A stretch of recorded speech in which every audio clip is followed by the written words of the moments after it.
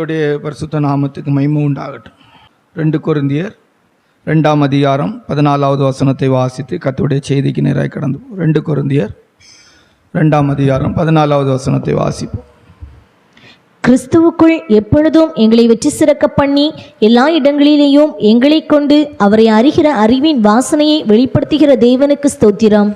கர்த்தருடைய பரிசுத்த நாமத்துக்கு மகிமை உண்டாகட்டும். இந்த இடத்துல அப்போஸ்தலனாகிய பவுல் அவர்கள் கிறிஸ்துவுக்குள் எப்பொழுதும் எங்களை வெற்றி சிறக்க பண்ணி எல்லா இடங்களிலும் எங்களை கொண்டு அவரை அறிகிற அறிவின் வாசனையை வெளிப்படுத்துகிற தேவனுக்கு ஸ்தோத்திரம் அப்படின்னு சொல்கிறாங்க.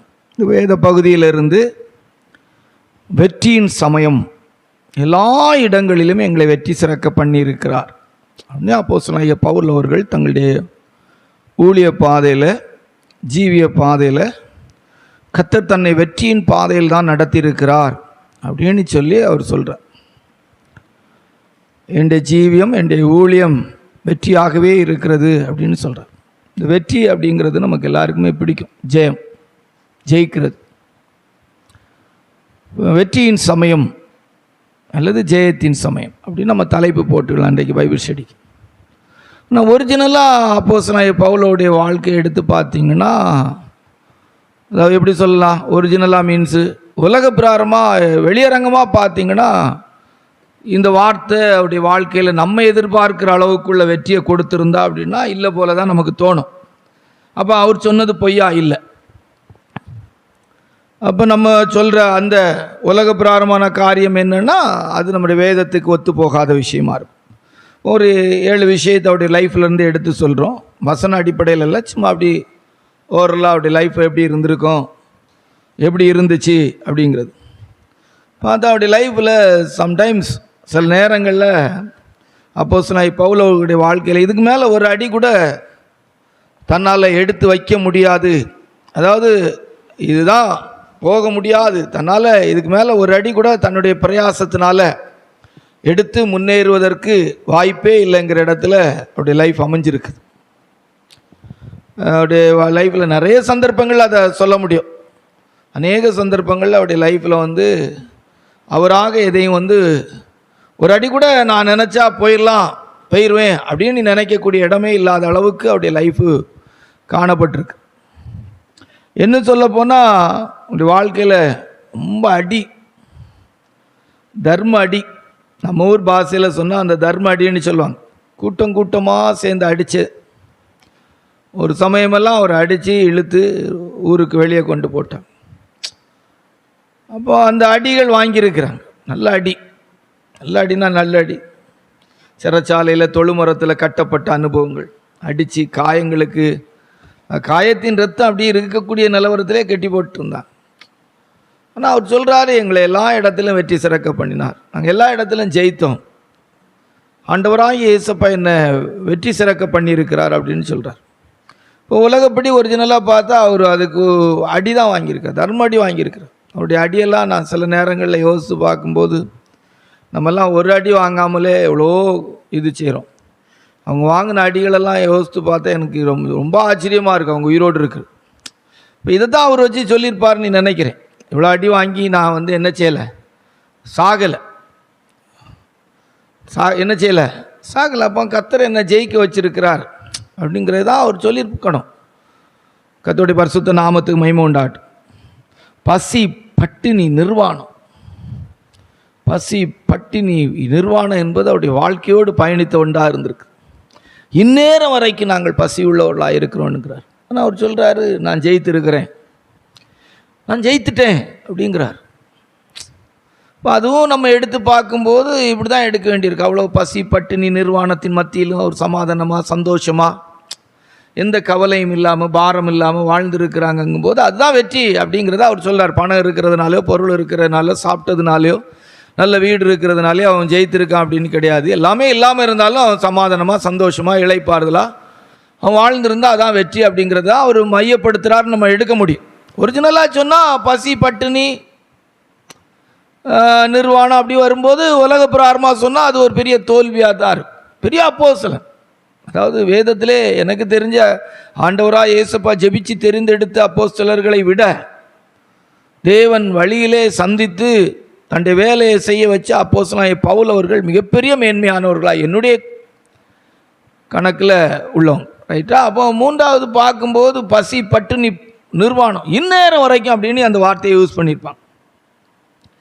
வேதத்தில் வாசிக்கும் போது கள்ள சகோதரர்கள், கள்ள அப்போஸ்தலர்கள், கள்ள கிறிஸ்துக்கள் அப்படிங்கிற அநேகரால், கள்ளர்களால் வந்த மோசங்களிலும் கள்ள சகோதரர்களால் வந்த மோசங்களிலும் கள்ள அப்போஸ்தலர், இப்படி ஒரு கூட்டம் அவர் பாதிக்கப்பட்டிருக்கிறார். கள்ளர்கள் அவர்கிட்ட வந்து நிறைய பொருட்கள் எடுத்துகிட்டு நிறைய பொருட்கள்ங்கிறத விட அவர்கிட்ட இருந்த பொருட்கள் களவு போயிருக்கு. அவர்கிட்ட நல்லா பழகி அவரை ஏமாத்திருக்காங்க. கள்ள சகோதரர்களால் அப்படின்கிறார், கள்ள அப்போஸ்தலர்கள் தான் சொல்கிறார். இப்போ இப்படியெல்லாம் ஒரு சூழ்நிலையில் போயிருக்கிறாங்க. ஆனால் அவர் சொல்கிறாரு, நான் வெற்றி சிறந்திருக்கிறேன். யோசித்து பாருங்கள். இப்போ நம்ம பெய்தோம்லே வந்து ஒரு எதையாவது ஒருத்தங்க திருடிட்டு போயிட்டாங்கன்னா நம்ம என்ன சொல்லுவோம், உங்களுக்கு ஆவியானோடைய நடத்திப்பில்லை அப்படிலாம் கேட்கக்கூடிய வாய்ப்பு இருக்குதே, இல்லைன்னு சொல்ல முடியாது. இப்போ இன்னைக்கு கேமரா கண்காணிப்புகள் இருக்குது, இருந்தாலும் எடுத்துகிட்டு போயிட்டாங்க. நீங்களா இன்றைக்கெல்லாம் அப்படி இல்லாமல் அவங்க வந்து கள்ள சகோதரர்களால் கள்ளர்களால் வந்த மோசங்களிலும் பாருங்க, கள்ள அப்போஸ்தலர்கள், இப்படி அந்த கள்ளர்கள் என்கிற ஒரு கூட்டத்தோடு அவருடைய லைஃப்பில் அவர் பயணிக்க வேண்டியது இருந்திருக்கு. அப்படிப்பட்டவர்கள் அவர் சந்திக்கக்கூடிய சூழ்நிலை இருந்திருக்கு. அப்படிப்பட்டவர்களால் அவர் பாதிக்கப்பட்டிருக்கார். அவர் சொல்கிறார், எல்லா இடங்களையும் என்னை வெற்றி சிறக்க பண்ணினார் அப்படிங்கிறாங்க. இப்போ ஏமாற்றுகிறவங்க, திருடுறவங்க, இப்படிப்பட்ட கூட்டம் அவருடைய வாழ்க்கைக்குள்ளே, ஊழியத்துக்குள்ளே பிரவேசித்திருக்கிறார். கர்த்தருடைய பரிசுத்த நாமத்துக்கு மகிமை உண்டாகட்டும். வேதத்தில் வாசிக்கும் போது இயற்கையின்றே பேரழிவுகளை அவர் சந்திச்சிருக்கிறார். அநேக முறை அவர் கடலில், தண்ணியில் கப்பர் சேதம், இப்படியெல்லாம் இயற்கையின்றே பேரழிவுகள். ஒரு தடவை அந்த மெலிதா தீவில் அந்த விரியன் பாம்பு கடித்தது. இப்படி அந்த இயற்கையோடு உள்ள அழிவுகளையும் அவர் சந்திச்சிருக்கிறார். ராத்திரி பகலாக தண்ணியிலே இருக்கக்கூடிய அனுபவங்கள் எல்லாம் அவருடைய லைஃப்பில் இருந்திருக்கு. எல்லாம் இப்போ பார்த்தா நீங்கள்லாம் உண்மையான ஆண்டோடைய பிள்ளைகள்லாம் உங்களுக்கு ஏன் பாஸ்டர் இப்படி வரணும், ஏன் சிஸ்டர் இப்படி வரணும், ஏன் பிரதர் இப்படி வரணும்னு கேட்டுருவாங்க. உலகம் கேட்கும், ஒரிஜினலாக அந்த கேள்வி கேட்கலாம். ஆனால் அவர் சொல்கிறாரு, இல்லை நான் வெற்றி சிறந்திருக்கேன். ஏன்னா எத்தனை இப்படிப்பட்ட இயற்கையுடைய பேரழிவு, விரியன் பாடு கடிச்சாலாம் சாகலையே, நான் இதனால் என்ன செய்யலை, அழிந்து போகவில்லை. என்னுடைய ஸ்பிரிச்சுவல் லைஃப்லே நான் சேதப்படவில்லை, எழுத்தின்படி நான் சேதப்படவில்லை, நான் ஜெயித்திருக்கிறேன். நீங்கள் பார்க்குற கண்ணோட்டத்தில் ஒருவேளை இதெல்லாம் வந்தது எனக்கு தோல்வி போல நீங்கள் கணக்கிட்டாலும், நான் கிறிஸ்துவுக்குள் பார்க்கும்போது நான் வெற்றி சிறந்திருக்கிறேன். இவை ஒன்றும் என்னுடைய பயணத்தை தடுக்கவில்லை, இவை ஒன்று என்னுடைய ஊழியத்தை தடுக்கவில்லை, தடுக்க முடியவில்லை. இவை எல்லாமே கிறிஸ்துவனுடைய வல்லமையை விளங்க செய்திருக்கிறது, தேவனுடைய கிருபையை விளங்க செய்திருக்கிறது, தேவனுடைய வல்லமையை விளங்க செய்திருக்கிறது, தேவனுடைய அற்புத செயலை விளங்க செய்திருக்கிறது, தேவனுடைய ஆச்சரியமான நடத்துதலை விளங்க செய்திருக்கிறது, தேவன் பெரியவர் என்பதை விளங்க செய்திருக்கிறது. தேவனால் மட்டும் ஒரு மனிதன் இந்த உலகத்தில் எந்த சூழ்நிலையில் வாழ முடியும் என்பதை விளங்க செய்திருக்கிறது என்று சொல்லி அவரால் சொல்ல முடியும். சொன்னார், அதான் உண்மை. வெற்றியின் சமயம் அப்படின்னு எடுக்கும்போது பாருங்க, அந்த வார்த்தையை சொன்னவருடைய வாழ்க்கை எப்படியெல்லாம் இருந்திருக்கிறது. இன்றைக்கு ஜீவியம் ஊழியம் என்பதை பெந்தகோஸ்துக்காரங்க கண்ணோட்டத்தில் எடுத்து பார்த்தா எப்படி சொல்கிறதுக்குன்னு நமக்கு தெரியலை, ரைட்டாக? நம்ம தியானிப்போம் ஒரு 7 வேற, அதில் நம்ம இதனுடைய விளக்கங்களை நம்ம நல்லா தியானிக்கலாம். அப்புறம் சபைக்கு சத்தியத்தை சொன்னதுனால சத்ருவாய் மாறி இருக்கிறார். துடைத்து போடுகிற அழுக்க போல, கந்தை போல அவருடைய வாழ்க்கை மதிப்பிடப்பட்டிருக்கிறது. சத்தியத்தை சொல்றதுனால சத்ருவா மாறி இருக்கிறார். பேய்மாய் பார்த்துருக்கிறாங்கன்னு சொல்லலாம். சத்தியத்தை சொன்னதுனால் சத்ருவாய் அனோனோ அப்படின்னு சொல்கிறாங்க. இன்னைக்கு உலகத்தில் எடுத்து பார்த்தீங்கன்னா சத்தியத்தை ஈஸியாக சொல்ல முடியாது, சொன்னால் சத்ருவா தான் மாறும். எவ்வளோ படிச்சிருக்கிறாங்க, எவ்வளோ பதவியில் இருக்கிறாங்க, எவ்வளோ பணம் இருக்குது, ஆனால் ஒரு சிலை வழிபாட்டில் இருந்து கூட இன்றைக்கு ஜனங்களால் விடுதலை பெற முடியல. எனக்கு ரொம்ப ஆச்சரியமாக இருக்குது. அதுக்கு நான் ஆண்டவருக்கு எப்படி நன்றி செலுத்துறதுன்னு தெரியல. விக்கிர வழிபாடுகளிலிருந்து மனிதர்களால் விடுதலையாக்கப்பட முடியவில்லை, எப்படி விக்கிரகங்களுக்கு முன்பாக கடவுளை போய் நிற்கிறாங்க அப்படின்னு நினைக்கும் போது ரொம்ப ஆச்சரியமாக இருக்குது. என்னால் அதை கிரகிக்கவே முடியலை. படிச்சிருக்கிறோம், எங்களுக்கு அறிவு இருக்குது, நாங்கள் சம்பாதிச்சிருக்கிறோம், நாங்கள் சாதனை படைச்சிருக்கிறோங்கிறவங்க எப்படி அப்படி நம்புகிறாங்க அப்படிங்கிறது எனக்கு ஒரு பெரிய இது. அப்போ தான் மனதில் தோன்றும், இப்பிரபஞ்சத்தின் தேவனானவள் அவருடைய மனக்கண்களை குருடாக்கி வைத்திருக்கிறான். அப்போ உள்ளான மனிதர்கள் அவங்க சுத்தமான குருடர்கள். அதான் கரெக்டான வார்த்தை. கர்த்தருடைய பரிசுத்த நாமத்துக்கு மகிமை. அப்போ சத்தியத்தை சொல்லுகிறதுனால் சத்ருவாய் மாற்றப்பட்டிருக்கிறார். சத்தியத்தை சொன்னதுனால் நான் சத்ருவானேன். துடைத்து போடுகிற அழுக்கை போல, கந்தையை போல, குப்பை மாதிரி. அவர் சொல்றாரு, எல்லா இடங்களிலும் என்னை வெற்றி சிறக்க பண்ணினார். இன்றைக்கும் அப்படிதான். இன்றைக்கெல்லாம் இருக்கிற பெந்தகோஸ்த ஊழியர் கூட்டங்களிலே நல்ல சத்தியத்தை சொல்ல முடியல. பெந்தகோஸ்த ஊழியக்கார கூட்டங்கிறது மேக்சிமம் பாதிவர் உறங்குறதுக்கு தான் வாரது. 10 மணிக்கு கூட்டம்னா 11 12 மணிக்கு தான் வருவதே செய்வாங்க. வந்து உட்கார்ந்து இருக்கிறத பார்த்தாலே தெரியும். சரி, இப்போ அந்த பகுதிக்கு நம்ம போகணும். அப்போ பார்த்தீங்கன்னா இன்றைக்கி இப்போ ஊழியர்கள் கூட்டத்தில் நல்ல ஆழமான ஒரு சுத்திகரிப்புக்கு ஏதுவாக, ஆவிக்குரிய ஜீவியத்துக்கு ஏதுவாய் சத்தியத்தை பேச முடியாத ஒரு காலகட்டத்தில் இருக்குது. ஒரு காலத்தில் பெந்தகோஸ்த ஜனம் அப்படின்னாலே சத்தியத்துக்காக கூடுற கூட்டமாக இருந்தாங்க. சத்தியத்துக்காக, உபதேசத்துக்காக அப்படின்னு இருந்து. இப்போ சத்தியத்தை சொன்னதுனால் சத்துருவானோ, தெய்வ ஜனங்கள் உணர்த்தப்படுகிற விதத்தில், குத்தப்படுகிற விதத்தில், பண்படுத்தப்படுகிற விதத்தில், கொத்தி எருபோடப்படுகிற விதத்தில் வசனம் பேசினா, பிரதர் என்னை குத்தி குத்தி பேசுகிறாரு, பிரதருக்கு என்னை பிடிக்கவே இல்லை அப்படின்னு சொல்லக்கூடிய இடத்துல வந்துச்சு. பண்படுத்தப்படுகிறமே அதெல்லாம் அவங்களுக்கு ஞாபகம் வரல. ஏன்னா நரகத்துக்கு போகிற கூட்டம் என்ன ஆகாத கூட்டம் அப்படிதான் இருக்கும்னு நினைக்க வேண்டியது இருக்குது. அவர் சொல்றார், சத்தியத்தை சொன்னதனால் சத்ருவானே எல்லா இடங்களிலும் வெற்றி சிறக்க பண்ணினார். பாருங்க, எப்படி நம்மெல்லாம் அப்படின்னா எப்படி சொல்லுவோமா? எல்லா இடங்களிலும் வெற்றி சிறக்க பண்ணி இருக்கிறார்னு சொல்லக்கூடிய இடத்தை உபயோகப்படுத்த மாட்டோம். இப்போ அப்படிப்பட்ட சத்துருக்கள் எழும்பும் போதும் அவர் சத்தியத்தை விட்டு விலகாமல் அதே சத்தியத்தை, உபதேசத்தை ஆண்டவராய் இயேசுவின் நாமத்துக்காக பேசியிருக்கிறாங்க. வேதத்தில் வாசிக்கும் போது இன்னும் கூட நம்ம பார்த்தீங்கன்னா, சரீரத்தில் கிறிஸ்துவின் மரணத்தை சுமந்தே தெரிந்திருக்கிறாங்க. கிறிஸ்துவனே கூட சிலுவையில் அறையப்பட்டேன், ஆயினும் பிழைத்திருக்கிறேன், இனி நான் அல்ல, கிறிஸ்துவே என்னில் பிழைத்திருக்கிறார் அப்படின்னு அவர் சொல்றார். லைஃப்ல பார்த்தீங்கன்னா மரணத்தின் வல்லமை அவருடைய சரீரத்தில் ஆளுகை செய்திருக்கு. கிறிஸ்துவின் அச்சடையாளங்களை நான் பெற்றிருக்கிறேன் அப்படின்னு சொல்றாங்க. பாருங்க, எவ்வளவு பெரிய ஒரு நல்ல இது. கிறிஸ்துவனே கூட சிலுவையில் அறையப்பட்டேன், ஆயினும் பிழைத்திருக்கிறேன், இனி நான் அல்ல, கிறிஸ்துவே என்னில் பிழைத்திருக்கிறார். அப்போ இந்த இடங்களெல்லாம் அவர் எப்படி வெற்றி சிறக்க பண்ணினார் அப்படின்னா, எனக்கு ஒரே ஒரு வார்த்தை தான் ஆன்சராக கிடைச்சிது. இது எல்லாம் வந்தும் கிறிஸ்துவின் அன்பை விட்டு எதுவும் நம்மை பிரிக்க மாட்டாது என்று நிச்சயித்திருக்கிறேன். கிறிஸ்துவின் அன்பு என்னை நெருக்கி ஏவுகிறது. நான் எதற்காய் பிடிக்கப்பட்டேனோ அதை பிடித்துக் கொள்ளும்படி ஆசையாய் தொடருகிறேன். அவருடைய லக்கு பயணம் இப்படிப்பட்ட நம்ம சொன்னதான எந்த காரியத்தினாலும் தடைபடவில்லை. எந்த காரியத்தினாலும் நான் போற நினைக்கிற வழிகள் எல்லாம் தடுக்கப்பட்டாலும், என்ற சொந்த விருப்பத்துக்கு மாறாக எல்லாம் நடந்தாலும், நான் பிடிக்கப்பட்ட நோக்கம் தடைபடவில்லை. என்னுடைய வாழ்க்கையில தர்ம அடி வாங்கினாலும் நான் பிடிக்கப்பட்ட நோக்கம் என்னை தடுக்க முடியவில்லை, பிடிக்கப்பட்ட நோக்கம் தடை பண்ணப்பட முடியவில்லை.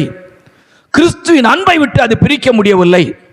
பசி பட்டினி நிர்வாணம் என்னை பிரிக்க முடியவில்லை.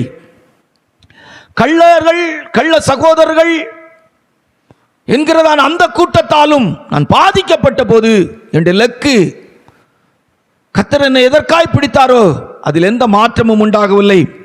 ஆண்டோடைய அன்பும் எனக்குள் குறைந்து போகவில்லை. இயற்கையின் பேரழிவுகள், விஷ ஜந்துக்களுடைய பாதிப்புகள் எதுவும் என்னுடைய வாழ்க்கையிலே நான் பிடிக்கப்பட்ட நோக்கத்தின்படியான லக்கை விட்டு நான் தவறுவதற்கு எந்த விதத்திலும் கர்த்தர் அனுமதிக்கவில்லை.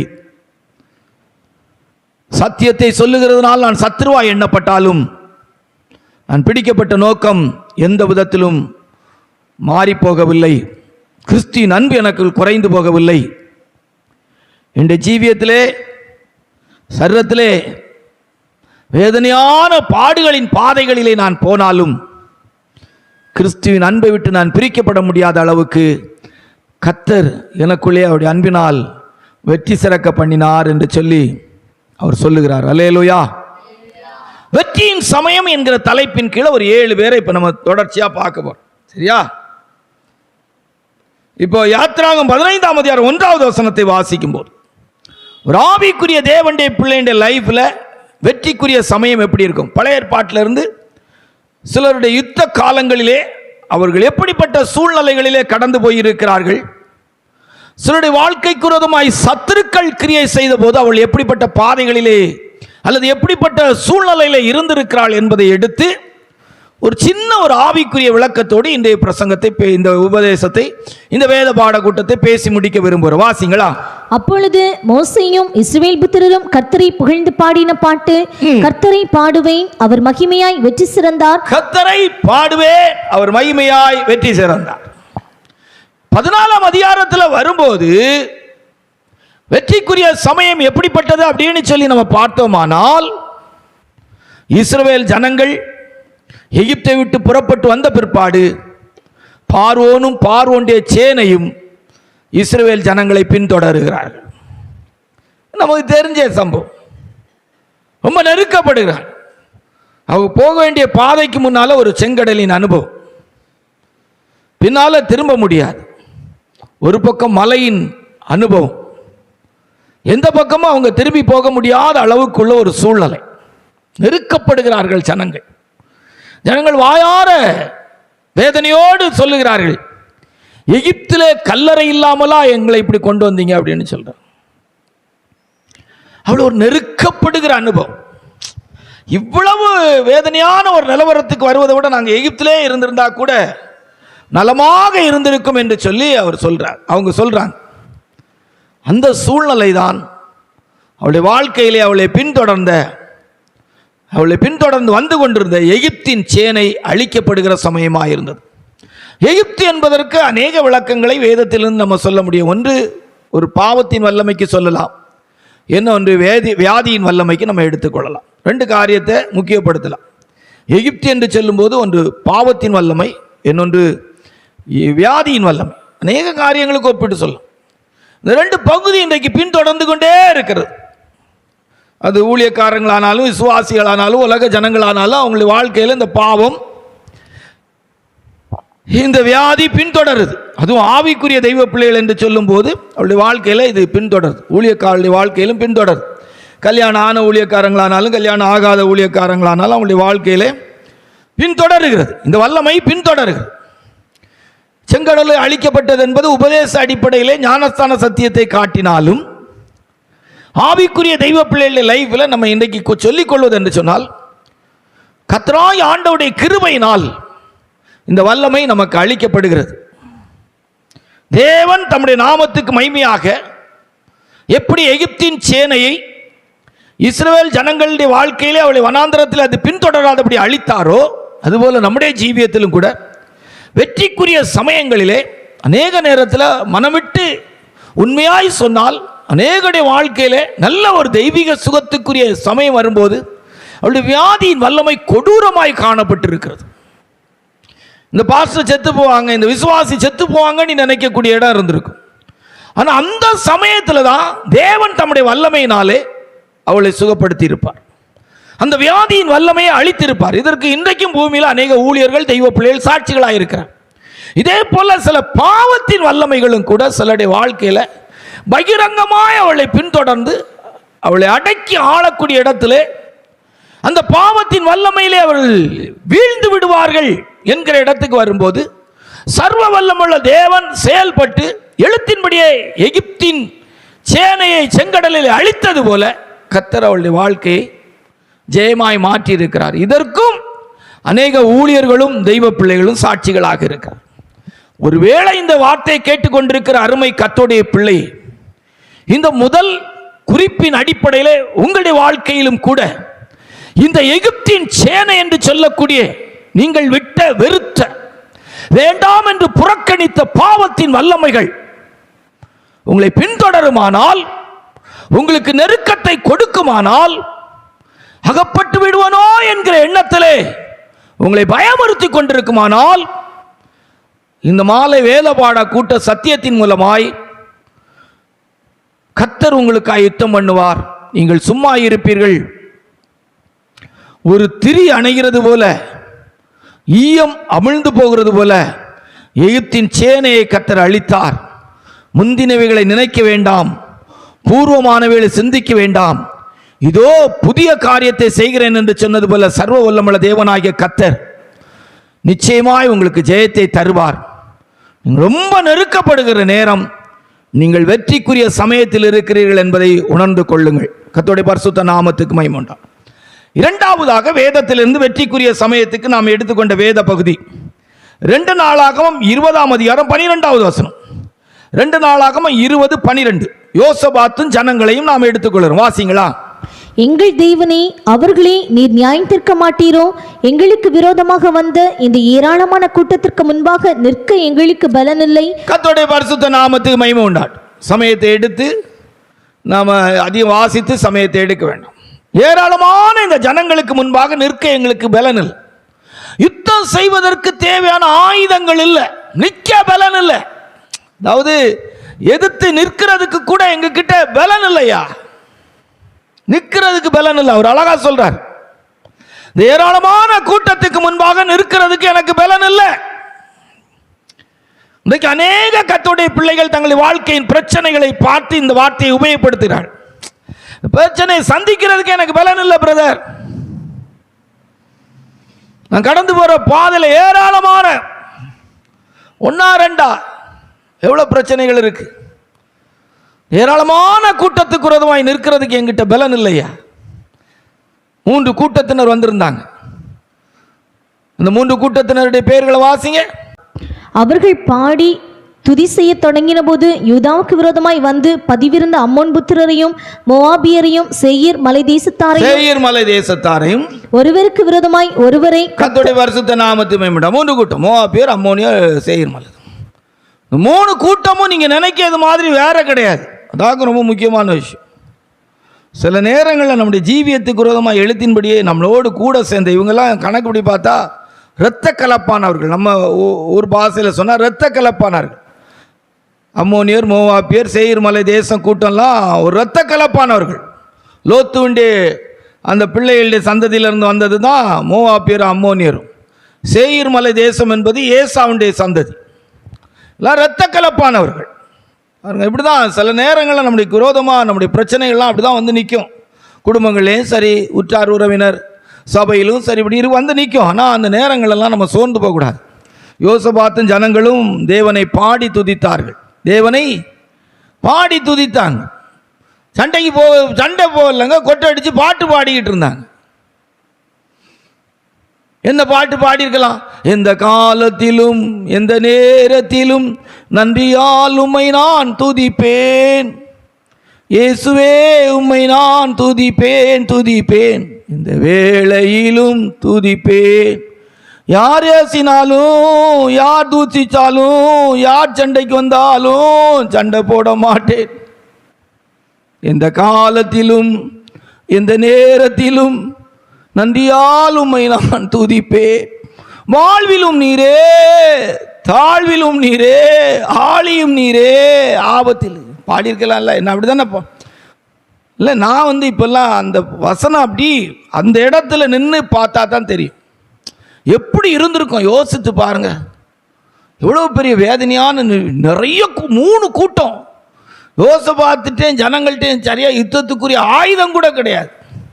நம்ம ஊர் பெந்தகோஸ்து மார்க்கத்தில் சொன்னால் நம்ம சபை கணக்கில் பார்த்தா ட்ரம்மும் அந்த மற்ற டேம்பரினும் மற்ற சிங்கியும் தான் உண்டு. ஒரு ஆள் கழுத்தில் ட்ரம்மை போட்டுட்டு பாடுது, எந்த காலத்திலும் எந்த நேரத்திலும் நன்றியால் உம்மை நான் துதிப்பேன்.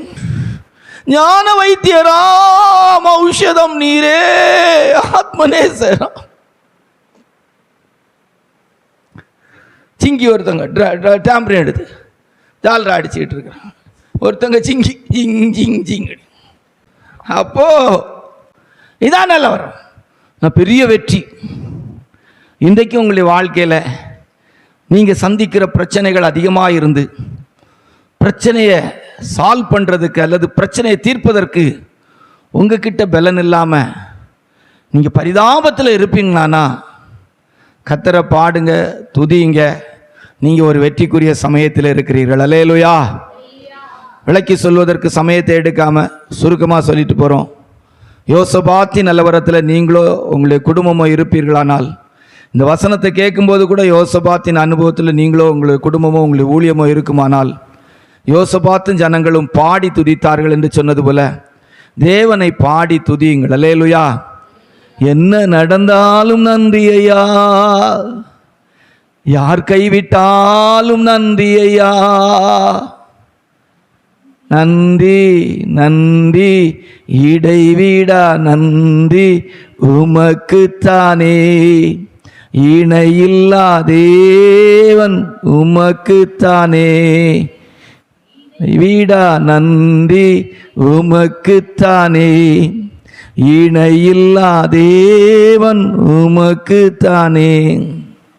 ஒரு பாட்டு உண்டல, நம் இயேசு நல்லவர், ஒருபோதும் கைவிடார், ஒரு நாளும் விலகிடார், ஒன்று சேர்ந்து நாம் துதிப்போம், சாத்தானை மீதிப்போம், தேசத்தை சுதந்தரிப்போம்.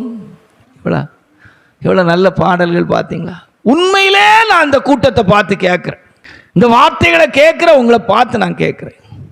உங்கள் பிரச்சனையான நேரத்தில் இந்த யோசபாத்தை போல நீங்கள் பாடி துதித்து ஜெயம் எடுத்த ஒரு அனுபவமாவது உண்டானி கேட்டு பார்க்க. இருக்குதா சிஸ்டர்? இருக்குதா சிஸ்டர்? இருக்குதா சிஸ்டர்? இருக்குதா? உங்களுக்கு இருக்குதா? உங்களுக்கு இருக்குதா? கர்த்தருடைய பரிசுத்த நாமத்துக்கு மகிமை உண்டாகும். நம்ம என்ன செய்கிறோம்? நம்ம என்ன செய்கிறோம்? வாயின் பட்டயத்தால் போராடி வெற்றியை சுதந்திரிக்க விருப்பப்பட்டு நம்முடைய பட்டமே நம்முடைய வாயை கிழித்து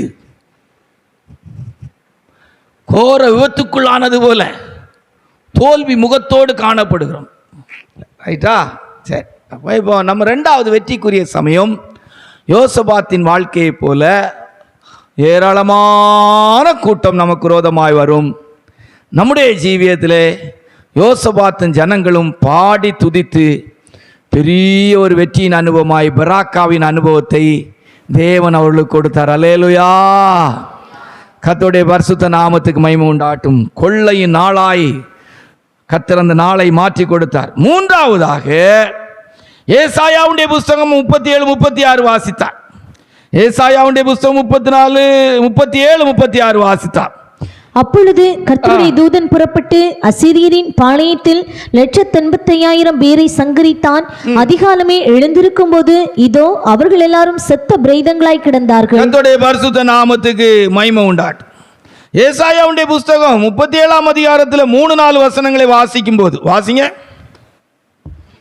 இவர்கள் அவனை நோக்கி, இந்த நாள் நெருக்கமும் கண்டிதமும் தூஷணமும் அனுபவிக்கிற நாள், பிள்ளை பேறு நோக்கி இருக்கிறது, பரவோ பலனில்லை, ஜீவனுள்ள தேவனை நிந்திக்கும்படி அசீரியா ராஜாவாகிய தன் ஆண்டவனால் அனுப்பப்பட்ட ரப்சாக்கே சொன்ன வார்த்தைகளை உமது தேவனாகிய கர்த்தர் கேட்டிருக்கிறார்.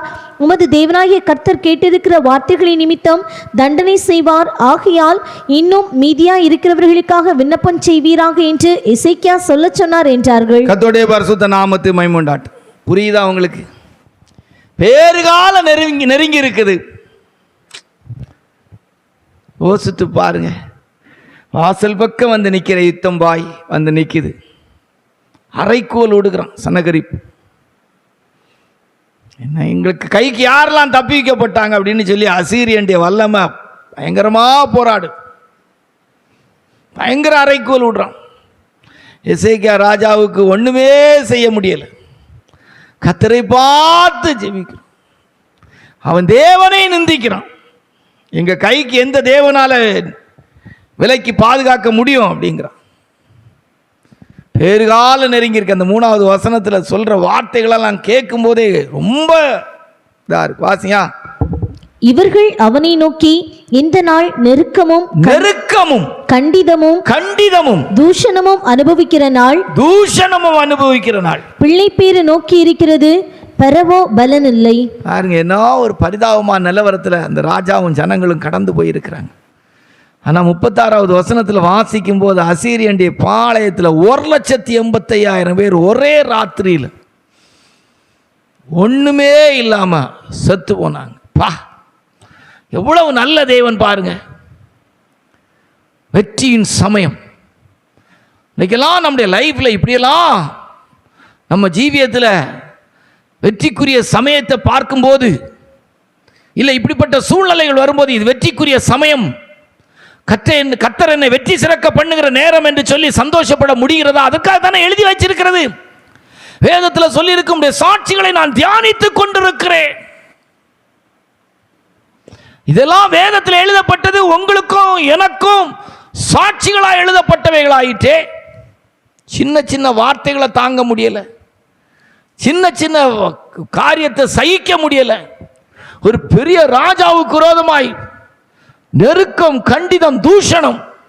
நம்ம ஆட்கள் தூஷணம் அனுபவிப்பாங்க. கொஞ்சம் பணம், பொருள், சொத்து, அழகு, அந்தஸ்து இத்திரி போல முடியும், செத்த லட்சணமும் ஒரு வீடும் ஒரு காரும் பங்களாவும் குடும்பமும் இருந்துட்டு நான் ஒத்த காலம் இல்லாமலே கிடந்து ஆடிட்டு கிடக்கு. சிந்திக்கணும், வெற்றிக்குரிய சமயத்தை புரிந்து வாழணும்.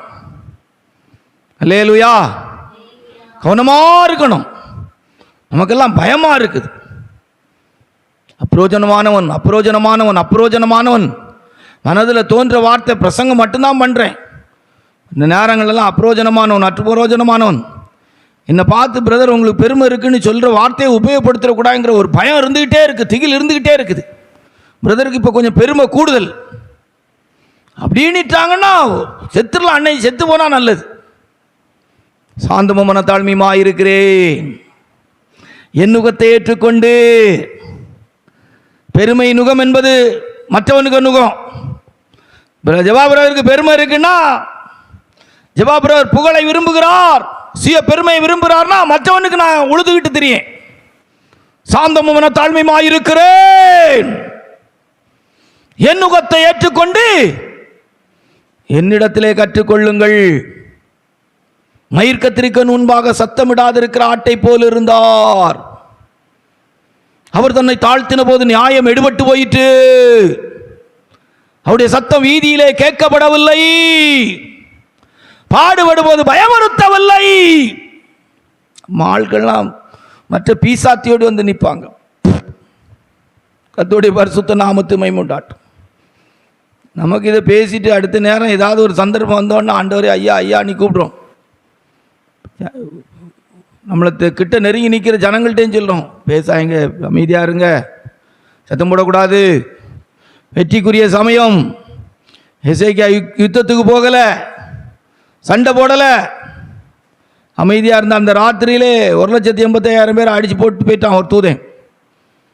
தேவனுடைய பிள்ளைகள் வெற்றிக்குரிய சமயத்தை புரிஞ்சு வாழணும். அல்லேலூயா. ரொம்ப கவனமாக இருக்கணும். எங்களை எல்லா இடங்களிலும் வெற்றி சிறக்க பண்ணுகிற தேவன் நம்முடைய வாழ்க்கையின் வெற்றியின் மேன்மை அறியும்படியாக, வெற்றியின்றி ஆசீர்வாதத்தை அனுபவிக்க முடியாத சில சந்தர்ப்பங்கள், சில சூழ்நிலைகள் நமக்கு அமையணும். ஆண்டவர் அப்படி கொண்டு வரும்போது தான் சந்தோஷமா இருக்கும். எசேக்கியா ராஜாவுடைய வாழ்க்கையில அந்த யுத்தத்துக்கு பிற்பாடு எவ்வளவு நல்லா சந்தோஷமா இருந்திருக்கும். அல்லேலூயா. ஒரு ராத்திரி 1,85,000 பேர்ட்ட அடிச்சு போட்டு போயிட்டாங்களே, அவனுக்கு அதுக்கு பிற்பாடு யுத்தத்துக்கு பட்டயம் வாங்கணும்னு நீ நினைச்சிருப்பாரா? ராணுவத்துக்கு ஆள் சேர்க்கணும்னு நினைச்சிருப்பாரா?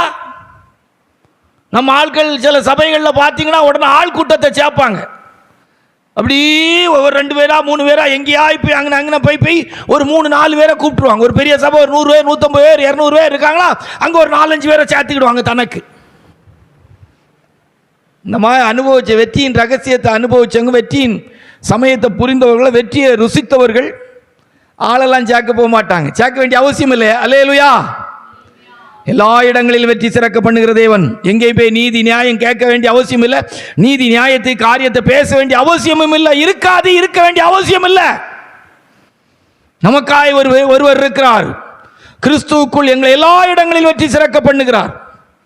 4வதாக அப்படி இப்போ பிரசங்கம் புரியுதா நீ கேட்டுடும். கூட்டம் நல்ல இதாக இருக்கு, என்னால் பிரசங்கம் புரியுதா? ரைட். இனி அப்போ வெற்றிக்குரிய சமயம் வந்தால் சண்டை போடுவீங்களா? போட மாட்டேன். 1 சாமுவேலின் புஸ்தகம் 14ஆம் அதிகாரம் 12, 13. 1 சாமுவேலின் புஸ்தகம் 12ஆம் அதிகாரம் 13, 14, 23 வாசியா. 1 சாமுவேலின் புஸ்தகம் 14ஆம் அதிகாரம் 12, 13, 14. தானியம் இருக்கிற மனுஷர் யோனத்தானையும் அவன் ஆயுததாரியையும் பார்த்து, எங்களிடத்துக்கு ஏறி வாருங்கள், உங்களுக்கு புத்தி கற்பிப்போம் என்றார்கள். அப்பொழுது யோனத்தான் தன் ஆயுததாரியை நோக்கி, என் பின்னாலே ஏறி வா, கர்த்தர் அவர்களை இஸ்ரவேலின் கையில் ஒப்புக் கொடுத்தார் என்று சொல்லி யோனத்தான் தன் கைகளாலும் தன் கால்களாலும் தவழ்ந்து ஏறினான். பெரிய வெற்றி. பெலிஸ்தியர் மாத்தில ஆட்டி 2 பேர் தான். எப்படி போனாங்களா? பாறையில் எப்படி ஏறினாங்களா? செங்குத்தான பாறையில் தவழ்ந்து ஏறினாங்க. நம்ம ஆட்கள் மாதிரி ஊந்து போனாங்க.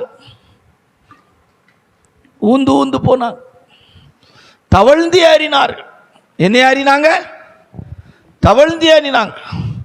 நம்ம இப்ப நமக்கு சமயம் கிடைத்தினா ஒரு கால் நொண்டியா இருந்தாலும் ஒத்த கால்ல ஓடி போக பார்க்கிறோம்.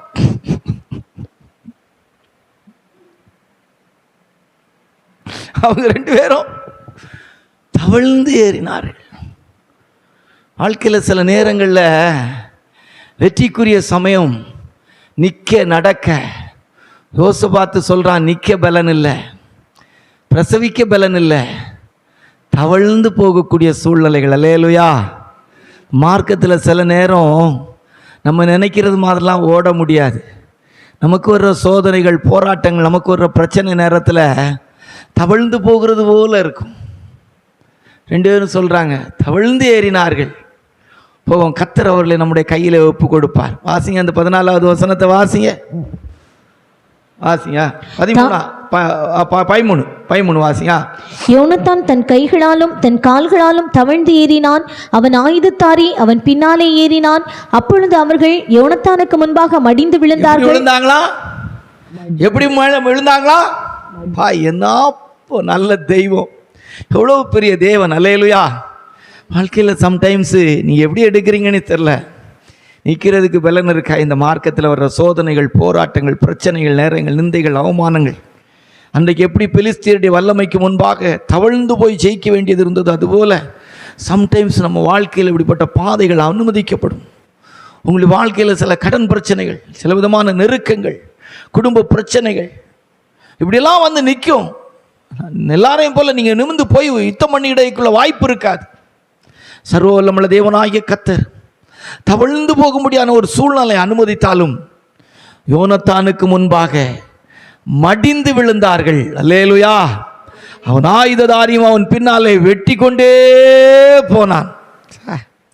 எழுத்தின்படி அந்த நாள் எப்படி இருந்திருக்கும் யோசித்து பாருங்க. ஒருவேளை எத்தனை நாள் யோனத்தான் அதை சிந்திச்சு பார்த்திருப்பார். அந்த நாள் வெற்றி எவ்வளவு மனமகிழ்ச்சியா இருந்திருக்கும். அல்லேலூயா. எவ்வளவு ஆச்சரியப்பிராரமா இருந்திருக்கும். 12வது வசனத்தில் அவர் அதைத்தானே சொல்ல, கர்த்தர் அவர்களை நம்முடைய கையில் ஒப்பு கொடுத்தார். கர்த்தர் அவர்களை நம்முடைய கையில் ஒப்பு கொடுத்தார். என்ன சந்தோஷம் ஏங்க. வாழ்க்கையில் இப்படிலாம் ஆண்டவரால் வரக்கூடிய சந்தோஷத்தை அனுபவிங்க. வெற்றியின் சமயத்தை புரிந்து வாழும். அல்லேலூயா. உங்களுக்கு மட்டும் இல்லைங்க, பிரசங்கிக்கிற எனக்கு நான் சேர்த்து தான் சொல்கிறேன். நான் ஒன்றும் ஜெயித்து வாழுகிறேன்னு சொல்ல முடியாது. எல்லாருக்கும் எல்லா சூழ்நிலைகளும் சில நேரம் வந்துடும். வருத்தப்படுவதற்கு, கோவப்படுவதற்கு, பிரச்சனையான நேரங்களில் அமைதியாக இருக்க முடியாத சூழ்நிலைகள் வந்துடும். அப்போல்லாம் இந்த வசனங்களை நினைவு கூடணும். அல்லேலூயா. 4வது, யோனத்தானும் அவன் ஆயுததாரியும் தவழ்ந்து போய் ஜெயித்தார்கள்.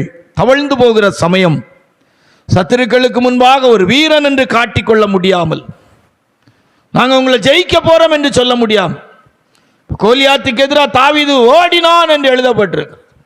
அந்த மாதிரி எதிர்த்து நிற்கக்கூடிய அளவுக்கு இல்லை, தவழ்ந்து போகக்கூடிய அனுபவம். அவங்க பார்த்து பாடம் புகட்டுவோன்னு தான் கூப்பிடுறாங்க. எப்படி கூப்பிடுறாங்க? பாடம் புகட்டும். 11வது வசனத்தை வாசித்து பாருங்க. அப்படியே அவர்கள் இருவரும் பெலிஸ்தரின் தானியத்திற்கு முன் தங்களை காண்பித்தார்கள். அப்பொழுது பெலிஸ்தர், இதோ எபிரேயர் ஒளித்துக் கொண்டிருந்த வலைகளை விட்டு புறப்படுகிறார்கள் என்று சொல்லி, 12 வாசியா. தானியம் இருக்கிற மனுஷர் யோனத்தானையும் அவன் ஆயுததாரியையும் பார்த்து, எங்களிடத்துக்கு ஏறி வாருங்கள், உங்களுக்கு புத்தி கற்பிப்போம் என்றார்கள். பாத்தீங்களா, நம்முடைய இல்லாமை, ஏழ்மை, எளிமையான நிலவரத்தை பார்த்து சிலர் சொல்லுவாங்க, எள்ளி நகையாடுவாங்க. புத்தி கற்பிப்போம். புத்தி வாங்கி கட்டினாங்க பார்த்தீங்களா? கர்த்தருடைய பரிசுத்த நாமத்துக்கு மகிமை உண்டாகட்டும். சரியா? அதனால் இந்த மார்க்கத்துக்குள்ளே வந்த பிற்பாடு நம்முடைய லைஃப்பில் சில நேரம் சோதனைகள், போராட்டங்கள், பிரச்சனைகள், கஷ்டங்கள், வேதனைகள், கண்ணீர்கள், கடன் பிரச்சனைகள். கடன் பிரச்சனை தெய்வ பிள்ளைகளுக்கு வரவே கூடாது. ஒருவேளை ஏதாவது ஒரு சூழ்நிலையில் அப்படிப்பட்ட சூழ்நிலைகளுக்கெல்லாம் வரும்போது நீதி நியாயம் பேசி நம்ம பெரிய ஆட்கள் என்று சொல்லக்கூடிய விதத்தில் காட்டாமல், அப்படிப்பட்ட நேரங்களில் நம்ம தவழ்ந்து போகக்கூடிய சூழ்நிலைகள் அனுமதிக்கப்பட்டாலும் அதை ஏற்று அந்த பாதையில் போகும்போது சர்வவல்லமுள்ள தேவனாய கர்த்தர் நமக்காக எல்லாவற்றையும் செய்து அந்த நாளை, அந்த சமயத்தை நமக்கு வெற்றியாய் மாற்றி தருவார். அல்லேலூயா. 5 யாத்திராகம் 17ஆம் அதிகாரம் 10 16 வரைக்கும் வாசித்தார். யாத்திராகம் 17ஆம் அதிகாரம் 10 16 வரைக்கும் வாசித்தார். அல்லேலூயா. வாசிங்க. யோசுவா தனக்கு மோசே சொன்னபடியே செய்து அமலேக்கோடே யுத்தம் பண்ணினான். மோசேயும் ஆரோனும் ஊர் என்பவனும் மலையுச்சியில் ஏறினார்கள். மோசே தன் கையை ஏறெடுத்திருக்கையில் இஸ்ரவேலர் மேற்கொண்டார்கள். அவன் தன் கையை தாழ விடுகையில் அமலேக்கு மேற்கொண்டான். மோசேயின் கைகள் அசந்து போயிற்று. அப்பொழுது அவர்கள் ஒரு கல்லை கொண்டு வந்து அவன் கீழே வைத்தார்கள். அதன் மேல் உட்கார்ந்தான். ஆரோனும் ஊரும் ஒருவன் ஒரு பக்கத்திலும் ஒருவன் மறுபக்கத்திலும் இருந்து அவன் கைகளை தாங்கினார்கள். இவ்விதமாய் அவன் கைகள் சூரியன் அஸ்தமிக்கும் வரைக்கும் ஒரே நிலையாயிருந்தது. யோசுவா அமலேக்கையும் அவன் ஜனங்களையும் பட்டயக்கருக்கினாலே முறியடித்தான். கர்த்தருடைய பரிசுத்த நாமத்தில் இந்த அமலேக்கியர் என்று சொல்லும் போது சிங்காசனத்துக்கு விரோதமாய் போராடுகிற வல்லமை. இது இந்த உலகத்தில் இன்றைக்கு காணப்படுகிற ஒரு இச்சையின் வாழ்க்கைக்கு தான் அடையாளமாக இருக்குது. ஒரு பெரிய போராடுகிற வல்லமை, பெரிய ஒரு போராட்டத்தின் வல்லமை, சாதாரணப்பட்ட வல்லமை கிடையாது. கர்த்தருடைய பிள்ளைகளுக்கு விரோதமாய் இந்த வல்லமை போராடிக்கிட்டே இருக்குது. பரிசுத்தவான்களுக்கு விரோதமாய், குடும்ப ஊழியர்களுக்கு விரோதமாய், விசுவாசிகளுக்கு விரோதமாய், சிங்காசனத்துக்கு விரோதமாய், தெய்வ பிள்ளைகளை பயமுறுத்துகிற விதத்தில் போராடிக்கிட்டு இருக்குது. ஈட்டியை உயர்த்தி பிடிச்சா ஜெயம் கிடச்சிது. நல்ல தீர்மானங்கள் பண்ணி தெய்வ சமூகத்தில் விழுந்து கிடக்கணும். மோசேயுடைய கைகள் உயர்ந்திருக்கும் போது வெற்றி கிடைத்தது. பரலோகத்துக்கு நேராக உங்கள் கைகளை உயர்த்துங்கள், எல்லா இடங்களையும் கைகளை உயர்த்தி ஜெபம் பண்ணுங்கள் அப்படின்னு சொல்லியிருக்கு. நல்ல கர்த்தருடைய அன்போடு கூட தெய்வ சமூகத்தில் நல்ல தீர்மானங்களை பண்ணி நாம் தெய்வ சமூகத்தில் சில நேரம் அசந்து போகக்கூடியது போல ஒரு சூழ்நிலைகள் வந்துடுது.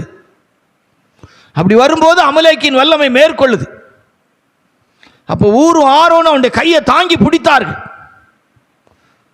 அதுக்கு தான் நமக்கு இப்படிப்பட்ட சபை ஐக்கியம், நல்ல ஊழியர்கள், நல்ல சத்திய வார்த்தைகள் எல்லாம் நமக்கு நம்முடைய கரங்களை உயர்த்தி பிடிப்பதற்கு. எபிரேயர்கள் எழுதின நிருபத்தில் அழகா பரிசுத்த அப்போஸ்தலனாகிய பவுல் அவர்கள் எழுதுகிறாங்க. 12ஆம் அதிகாரத்தில் எழுதும்போது சொல்லார். வாசிங்க அந்த வசனத்தை. எபிரேயர்கள் நிருபம் 12ஆம் அதிகாரத்தில் அந்த வசனத்தை வாசிங்க. 12 வாசிங்க.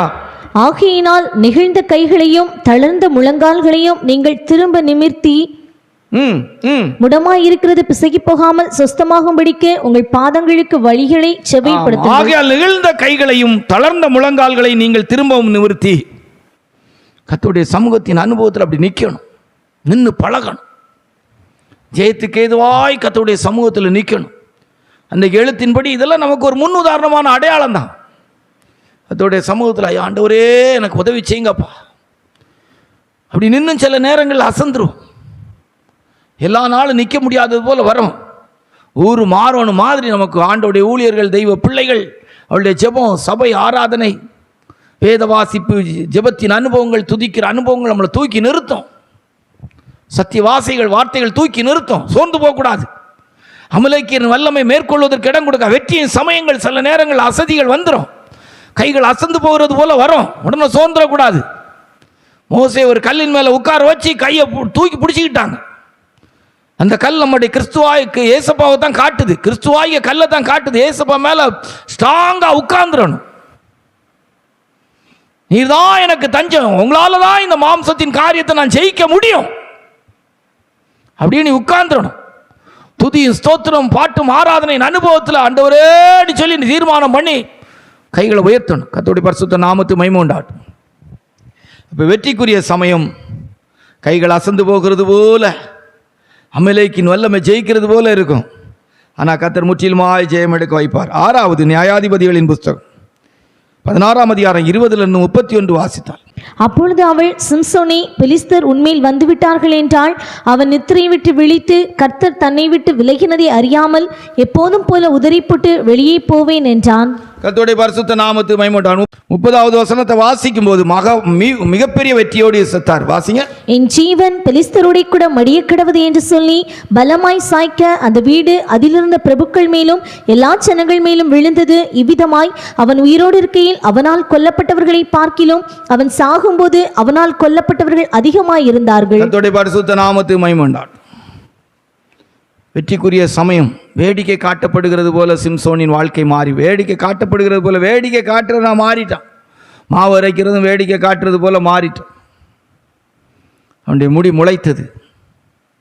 கர்த்தருடைய ஆவியானவரால் உண்டாகிற பலத்தால் பெலிஸ்தியர் மத்தியில் ஒருத்தன் கூட மீதியாக போகாமல் அழிச்சிட்டார். அல்லேலூயா. ஆமாம், நம்முடைய வாழ்க்கையிலும் கூட ஒருவேளை நம்முடைய பிரதிஷ்டைகளை நாம் இழந்திருப்போம். பார்வை இழந்துட்டார், உண்மைதான். மாய்ப்பட்ட ஊழியங்களுக்கு வந்துட்டு, திருமணமாகாத ஊழியங்களுக்கு வந்துட்டு சில ஊழியர்கள் தங்களுடைய லைஃப்பில் நிற்க முடியாமல் திருமணம் பண்ணிடுவாங்க. அப்படிப்பட்டவங்கெல்லாம் உடனே சோர்ந்து போயிடக்கூடாது, நம்பிக்கை இழந்துடக்கூடாது. மாவாட்டுக்கிற அனுபவத்தில் திருப்பி ஒரு மனைவி பிள்ளைகளுக்காக உழைக்கக்கூடிய இடங்கள் வந்துடும். வேடிக்கையை போல மாற்றப்பட்டுருவார். ஆனால் நம்பிக்கை இழந்துடக்கூடாது. வெற்றிக்குரிய சமயம் வரும்போது அப்படிப்பட்ட சூழ்நிலைகள் வந்தாலும் கர்த்தர் அன்றைக்கு சிம்சோனை கொண்டு அவன் உயிரோடு இருக்கும்போது கொன்றவர்களை விட சாகும்போது பெலிஸ்தரை அழிச்சிட்டு செத்தது போல நம்முடைய முடிவு மகிமையாக இருக்கும். வெற்றிக்குரிய சமயம் வேடிக்கை போல தான் இருக்கும். சிம்சோனை வேடிக்கை காட்டுறதுக்காக தான் அங்கே கொண்டு வந்தாங்க, அந்த அரங்கத்துக்குள்ளே கொண்டு வந்தாங்க, அந்த ஸ்டேடியத்துக்குள்ளே கொண்டு வந்தாங்க. நான் சர்வ வல்லமுள்ள தேவனாகிய கர்த்தர் அன்றைக்கு வேடிக்கை காட்டுகிறவனால் அல்ல, எல்லாரையும் கொல்லக்கூடியவனாய் கர்த்தர் அவனை மாற்றி அமைத்தார். அல்லேலூயா. இன்றைக்கும் கர்த்தருடைய சமூகத்துக்கு வந்திருக்கிற தேவனுடைய பிள்ளையே, இந்த வார்த்தையை கேட்கிற தேவனுடைய பிள்ளையே, இன்றைக்கு ஒருவேளை அவன் வாழ்க்கை பிரதிஷ்டைகளை இழந்து வேடிக்கை காட்டப்படுகிறது போல இருக்குமான நம்பிக்கை இழக்காத வெற்றியின் சமயம் என்கிற அந்த வார்த்தையை எடுத்துக்கொண்டு எல்லா இடங்களில் வெற்றி சிறக்கிற பண்ணுகிற தேவனுடைய முடிவு வெற்றியாதான் முடியும். அல்லேலூயா. தோத்து போக மாட்டேன். கண்ணை இழந்தது உண்மைதான், சங்கிலியில் கட்டப்பட்டிருக்கிறது உண்மைதான், ஒரு பிள்ளையாண்டா என்ன நடத்திக்கிட்டு இருக்கிறது உண்மைதான், மாவாட்டுகிறது உண்மைதான், வேடிக்கை போல என் வாழ்க்கை மாற்றப்பட்டிருக்க உண்மைதான். ஆனால் எனக்கு தெரியும் என் வாழ்க்கை வெற்றியாய் முடியும். தாயின் கருவில் என்ன கண்ட தேவன், என்ன அழைத்த தேவன் என்ன கைவிட மாட்டார். கர்த்தருடைய பிள்ளைகளுக்குள்ளே நம்பிக்கை உண்டாகட்டும், விசுவாசத்தில் வளருவோம், நம்முடைய முடிகள் வளர ஆரம்பிக்கட்டும். சிம்சோனுடைய முடி வளர்ந்தது. ஷமானா. ஆமீன். கர்த்தருடைய நாமத்தினால நமக்குள்ளேயும் கூட கர்த்தர் விரும்புகிற விதத்தில் நம்முடைய ஜீவியத்திலும் அன்றைக்கு அவனுடைய முடி ஒரு பிரதிஷ்டையாய் அவனுடைய பலன் அவனுக்குள்ளே தங்குவதற்கும் சூழ்நிலையின் மத்தியிலே கர்த்தருடைய ஆவியானவர் இறங்குவதற்கும் ஏற்ற விதத்திலே இருந்தது போல நம்முடைய ஜீவியத்திலும் வாஞ்சியுங்கள். அவன் கடைசியாக சந்தர்ப்பத்தை பயன்படுத்தினான். இந்த ஒரு விஷயம் இறங்க ஆண்டவரே, நமக்கும் சந்தர்ப்பங்களையும் சமயங்களையும் கர்த்தர் வைத்திருக்கிறார். கர்த்தர் இதுவரைக்கும் நம்ம இன்னும் கைவிட்டு விடவில்லை. நம்முடைய இறுதி மூச்சு வரைக்கும் தேவன் நமக்கு தருணங்களை தந்து கொண்டே இருக்கிறார். நம்மை கைவிட அவர் விரும்புவதில்லை, நம்மை வெற்றி சிறக்க பண்ண விரும்புகிறார். நீ உயிரோடு இருக்கிற நாளெல்லாம் நான் அவன் கூட இருப்பேன்னு சொன்ன தெய்வம், சொன்னதை செய்யும் அளவு நான் உன்னை கைவிட மாட்டேன்னு சொன்ன தெய்வம் சிம்சோனுடைய வாழ்க்கையில் அதை நிறைவேற்றினார். வெற்றியின் சமயம். கர்த்தருடைய பரிசுத்த நாமத்துக்கு மகிமை உண்டாகட்டும். 7வதாக வெற்றிக்குரிய சமயம் என்று சொல்லும்போது அந்த சமயம் எப்படிப்பட்டதாக இருக்கும் அப்படின்னு சொல்லி வேதத்திலிருந்து வாசித்தா ரொம்ப ஆச்சரியமாக இருக்கும். நம்முடைய ஆண்டவராக இயேசப்பா தான் அதுக்கு மிகப்பெரிய முன் உதாரணமானவங்க. 7வது குறிப்புக்கு மிகப்பெரிய முன் உதாரணம் இயேசப்பா தான். மத்தேயு சுவிசேஷம் 27, 45, 46 வாசிக்கும் புதிய ஏற்பாட்டில் கொண்டு வந்து நம்ம முடிக்கிறோம். ரொம்ப அருமையாக இருக்கும். யாருடைய ஜீவியத்திலும் உயிர்ப்பிக்கப்படுவதற்கு ஏற்ற விதத்தில் இந்த வார்த்தைகள் இருக்கும் என்பதை நான் நம்புகிறேன். ஏன்னா ஏறக்குறைய எல்லா ஊழியர்களுடைய வாழ்க்கையிலும், அதாவது கர்த்தருக்கென்று ஊழியம் செய்கிற ஊழியர்களுடைய வாழ்க்கையில், தெய்வ பிள்ளைகளுடைய வாழ்க்கையில் இப்படிப்பட்ட சந்தர்ப்பங்கள் வந்து விடுகிறது. வாசிங்க. 6 மணி நேரம் முதல் 9 மணி நேரம் வரைக்கும் பூமி எங்கும் அந்தகாரம் உண்டாயிற்று. 9 மணி நேரத்தில் இயேசு, ஏலி ஏலி லாமா சபக்தானி என்று மிகுந்த சத்தமிட்டு கூப்பிட்டார். அதற்கு என் தேவனே ஏன் என்னை கைவிட்டீர் என்று அர்த்தமாம். கர்த்தருடைய பரிசுத்த நாமத்துக்கு மகிமை உண்டாகட்டும். சார் எவ்வளோ பெரிய ஆழமான ஒரு வார்த்தை பாருங்கள். என் தேவனே ஏன் என்னை, வேதம் சொல்லுது கொலோசியர்களின் நிருபத்திலே சிலுவையிலே வெற்றி சிறந்தார். அப்போஸ்தலனாகிய பவுல் பிலிப்பியருக்கு எழுதும்போது சொல்லார், எல்லா வானத்துக்கு மேலாக உயர்ந்த நாமமாய் உயர்த்தப்பட்டார். எல்லா நாமத்துக்கு மேலே உயர்த்தப்பட்டார். யோசித்து பாருங்க, சிலுவையில் வெற்றி சிறந்தார். சிலுவையில் கேட்குற சத்தம், என் தேவனே ஏன் என்னை. பரலோகத்திலே ஒரு சத்தம் கேட்கிறது, குமாரன் வெற்றி சிறந்து விட்டார். எப்படி இருந்திருக்கும் அந்த நாள். பூமியிலே பாட அனுபவித்து ஜீவனை விடுகிற குமாரனுடைய வாயிலிருந்து வந்து கொண்டிருக்கிறது, ஏசப்பாவுடைய வாயிலிருந்து, என் தேவனே ஏன் என்னை கைவிட்டீர். பரலோகத்திலே குமாரன் ஜெயித்து விட்டார். சிலுவையிலே வெற்றி சிறந்தார். வெற்றியின் சமயம். சம்டைம்ஸ் நம்முடைய லைஃப்பில் எந்த மனுஷங்களாலும் யாராலும் உதவி செய்ய முடியாதது போல, ஏன் உதவி செய்ய முடியாதது போல இல்லை, உதவி செய்ய மாட்டாங்கங்கிற இடத்துல கைவிடப்பட்டது போல இருக்கும். கைவிடப்பட்டது போல அல்ல, கைவிடப்பட்ட நிலவரத்தில் இருக்கும். யாரும் நம்மளை விசாரிக்கிறதுக்கு இருக்காது, யாரும் நமக்கு உதவி செய்கிறதுக்கு இருக்காது, ஏணி கேட்கறதுக்கு ஆள் இருக்காது, நமக்காக குரல் கொடுக்கறதுக்கு ஒருத்தங்க இருக்க மாட்டாங்க. தனிமையாக கைவிடப்பட்டது போல இருக்கும். சுற்றி நீங்கள் பார்த்தீங்கன்னா யாருமே உங்களுக்கு இருக்காது. அன்புக்குரியவங்க, நேசித்தவங்க யாருமே இருக்காது. தனியாக நிற்பீங்க. தெய்வீக துணை கூட இருக்கான்னா இல்லாதது போல் இருக்கும். நிறைய பேருடைய லைஃப்பில் இந்த பாதையை கடந்து போயிருக்கிறாங்க. நிறைய ஊழியர்கள் இந்த பாதைகளை கடந்து கொண்டு இருக்கிறார்கள். நிறைய கர்த்தருடைய பிள்ளைகள் கடந்து கொண்டிருக்காங்க. அதுதான் பரலோகத்தின் தேவனுக்கு முன்பாக நாம் வெற்றி சிறக்கிற நேரம். தன் ஆவியை ஒப்பு கொடுத்தார். கைவிடப்பட்டேன் என்ற வார்த்தையை சொல்லிட்டு நிறுத்தல, பிதாவின் கரத்தில் தன்னுடைய ஆவியை ஒப்பு கொடுத்து ஜீவனை விட்டார்.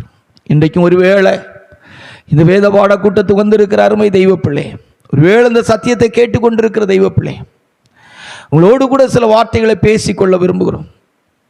தெய்வீக சுகத்தின் வல்லமைக்காய் காத்திருந்து ஒருவேளை உனக்கு சுகம் கிடைக்காம இந்த வியாதி என்னை மேற்கொண்டு விடும், ஆண்டவர் என்ன கைவிட்டுட்டாரோ நீ நினைப்பீனா, நம்பிக்கை இழந்துடாத. ஒருவேளை இந்த வியாதி உனக்கு மரணத்துக்கு எதுவாக இருந்தா கூட நீ நிற்கிற தெய்வீக சுகத்தின் வல்லமையினால, தெய்வீக சுகத்தின் வல்லமைக்காக நீ காத்திருக்கிறதுனால, தெய்வீக சுகத்துக்காக காத்திருந்ததுனால இவங்க செத்துட்டாங்கன்னு உலகம் ஒன்றை பார்த்து சொன்னாலும் கூட மிகப்பெரிய வெற்றியாய் கர்த்தருடைய வருகைக்கு ஏதுவாய் நீ உயிர் தள்ளத்தக்கதாக உன்னுடைய ஜீவனை கர்த்தருடைய கரத்தில் ஒப்பு கொடுத்து விசுவாசத்தோடு மரிப்பாயாக. சிலர் உங்களுக்கு முன்பாக நினைவுபடுத்த விரும்புகிறேன். லாசரு சாகும் வரைக்கும் கூட ஒரு நல்ல சாப்பாடே இல்லாமல் சத்திருக்கிறார். இந்த வேத பகுதியை தியானித்த போது அந்த கைவிடப்பட்ட நிலவரத்துக்கு எடுத்துக்கொண்ட சிலருடைய வாழ்க்கையை எடுத்து பார்த்தா எனக்கு ரொம்ப ஆச்சரியமாக இருக்கு. சாகும் வரைக்கும் கூட நல்ல ஆகாரம் கிடையாது, சரத்தில் நல்ல சுகம் கிடையாது, பருக்கள் நிறைந்தவனா நாய் நக்கக்கூடிய இடத்துல. நிச்சயமா சொல்றேன், நான் ஒரு ஊழியக்காரன் நிலவரம் இப்படி இருந்தா நிச்சயமா அவரை ரொம்ப மோசமா வர்ணிக்கக்கூடிய வாய்ப்பு இருக்கும். என் வாழ்க்கையில் அதை அனுபவிச்சா கூட நானே என் வாயினால என்னை பற்றியே சொல்லுவேன். என் வாழ்க்கையின் ஜீவியத்தின் குறைவு தான் இதுக்கு காரணம். லாசருடைய வாழ்க்கையில் பற்கள் நிறைந்தவனாய் சத்தம். ஐஸ்வர்யவன் அடக்கம் பண்ணப்பட்டான் என்று சொல்லப்பட்டிருக்கு. லாசருக்கு அடக்க ஆராதனை நடந்துச்சாங்கிறதுக்கு ஆதாரம் நம்ம தேட முடியாது. அவன் வெற்றி சிறந்தான். ஆபிரகாமுடைய மடிக்குரியவனாய் மாற்றப்பட்டான். அல்லேலூயா. கடைசி வரைக்கும் இந்த வேத பகுதியில் வாசிக்கும் போது ஆபிரகாமை குறித்து நம்ம அடிக்கடி சொல்லுவோம். எனக்கு ரொம்ப பிடிக்கும் ஆபிரகாமுடைய லைஃப் சரித்திரம். என்னென்னா, சரி எப்படி அந்த மனுஷன்லாம் வாழ்ந்துருக்கிறார் அப்படின்னு நீ நினைக்கும் போது எனக்கு ஆச்சரியமாக இருக்குது. நீ கொஞ்சம் பணம், கொஞ்சம் பொருள், கொஞ்சம் அழகு, கொஞ்சம் அந்தஸ்து இருந்தான். என் போன்ற ஊழியர்களெல்லாம் கையில் பிடிக்க முடியலைங்க. வாங்குகிற காணிக்க பணத்தில் பிள்ளைகளுக்கு கல்யாணம் எடுக்கிறதுலேருந்து வீடு கட்டுறதுலேருந்து எல்லாமே வித்தியாசமாக செய்கிறாங்க. ஜனங்கள், ஏழப்பட்ட ஜனங்களே காணிக்க பணங்கிறதே மறந்துடுறாங்க. பிள்ளை கல்யாணம், பொம்பளை பிள்ளை கல்யாணம் எடுத்தாலும் எவ்வளோ செலவு பண்ணி, எப்பா உங்கள் சபையில் இருக்கிற 100 பேருக்கு அப்படி 100 பேர் கல்யாணம் பண்ணி வைக்கலாம், வைக்க மாட்டான். அவனுக்கு கூட கிடைக்கப்பட்ட அநியாய தீர்ப்பு அது. அப்புறம் பாருங்க, பரதேசியாக வாழ்ந்தாரான். ஸோ நான் அடிக்கடி உங்களுக்கு சொல்லியிருப்பேன், ஒரு இடம்லாம் வீடு கட்டி வச்சிருக்கலாமே, வீடு கட்டலையே, கட்டியிருக்கலாமே, வசதி இல்லாமல் இல்லையே, பரதேசியாவே வாழ்ந்து முடிச்சிருக்கிறாரே. பரதேசியா கூடாரங்களில் சந்தரிச்சாராம். தேவனால கட்டி உண்டாக்கப்பட்ட நகரத்துக்காக அதை தூரத்தில் கண்டு நம்பி அணைத்து கொண்டு விசுவாசத்தோடு மரித்தார்களாம். யோசித்து பாருங்க, இன்னைக்கு இப்படியெல்லாம் ஒரு ஊழியக்காரர்களை தேடினா கிடைக்கும் நீ நினைக்கிறீங்க? பண ஆசை இல்லாத போதும்னு சொல்லக்கூடிய ஒரு ஊழியக்காரனை தேடினா கிடைப்பாங்க நீ நினைக்கிறீங்க? பா, செத்த பிரேதத்தை வச்சு கூட பணம் பிரிக்கிறதுக்குள்ள நிலவரத்தில் இருக்கிறாங்க மனுஷங்க. கர்த்தருடைய ஊழியர்களெல்லாம் திருப்தி இல்லை பணத்தில் அப்படிங்கிறதுக்கு மூலாதாரமான சாட்சிகளாக மாறிட்டு இருக்கிறாங்க. பா, அவ்வளோ இருந்த மனுஷன் பரதேசிய போல வாழ்ந்திருக்கிறாரே. வேதத்தில் வாசிக்கும் போது ஸ்தேவானெல்லாம் எடுத்து பாருங்க, கல்லெறியப்படுகிறார், காப்பாற்றுறதுக்கு ஆள் இல்லைங்க. செத்த புறைப்பாடு பிரேதத்தை எடுத்துட்டு போவதுக்கு ஆள் வந்திருக்குங்க. யோசித்து பாருங்க. எனக்கு நீ பேச யாரும் இல்லை, எனக்கு நீ நியாயம் சொல்ல யாரும் இல்லை, எனக்கு நீ குரல் கொடுக்க ஒருத்தரும் இல்லை. அவ்வளவு கல்லறியும் வாங்கி செத்துருக்கிறாரு, பிரேதத்தை எடுத்துட்டு போவதுக்கு ஆள் வந்திருக்கிறாங்க. கைவிடப்பட்ட நிலவரத்தில் ஆண்டவர் நின்று அழைச்சிட்டு போனார். என்ன ஜீவன் போகும் வரைக்கும் அவருடைய கண்ணுக்கு முன்னால் அவர் தென்பட்டுக்கிட்டே இருந்திருப்பார். சரீரத்தை விட்டு உயிர் போகும்போது குமாரன் கூட்டு போகிறாங்க. ஏசப்பா, என்ன ஒரு லைஃப் பாருங்க, வெற்றியின் சமயம்.